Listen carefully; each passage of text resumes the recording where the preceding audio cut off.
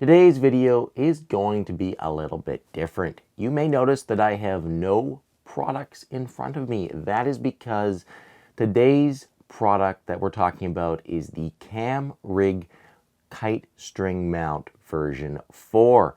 I don't kiteboard, so I sent it over to my buddy who does to test it out and get some absolutely awesome looking footage with it. We'll roll that footage, we'll roll some B-roll of the product, and we'll kind of talk about why you probably want one of these if you kiteboard. One of the traditional ways in which people would mount their GoPro cameras on kites is to one of the struts of the kite using something like a wrist mount.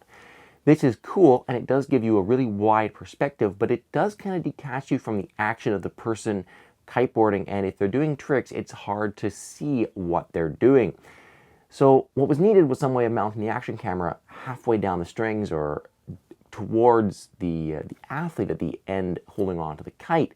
That's where this string mount came in. So it mounts onto the strings of the kite using some little rubber feet, and then the camera is actually sandwiched inside the mount.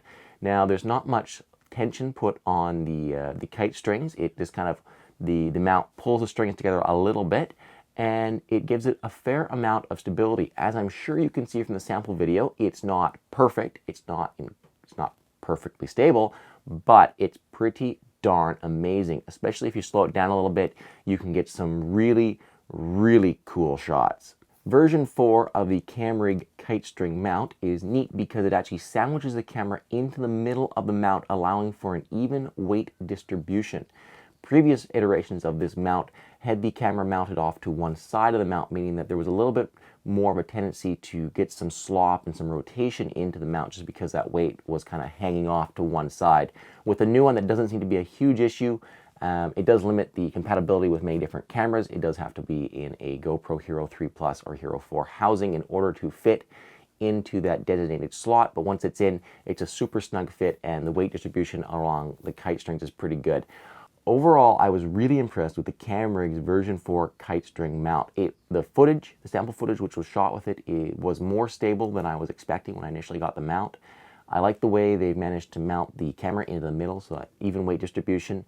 And the framing you can get on the athlete is really cool. I think it's a way nicer perspective than having it mounted onto one of the struts of the kite, and it gives you a nice close-up, tight shot of all the action that's going on at the end with the rider.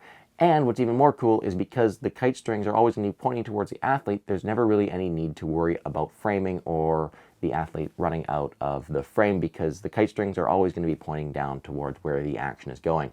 Very cool. If you're into kiteboarding, this is something you should check out. I think for the cost of it, it's a really cool angle, and it will make you get some really cool shots with your GoPro camera.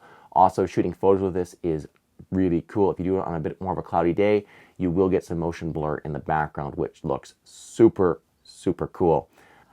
I also want to give a huge shout out to Graham for testing out the Camrig's version 4 kite string mount and sending me the footage from that.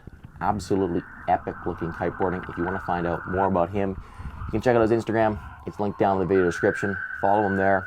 Pretty rad dude. Most of our guys. Until next time, thank you very much for watching.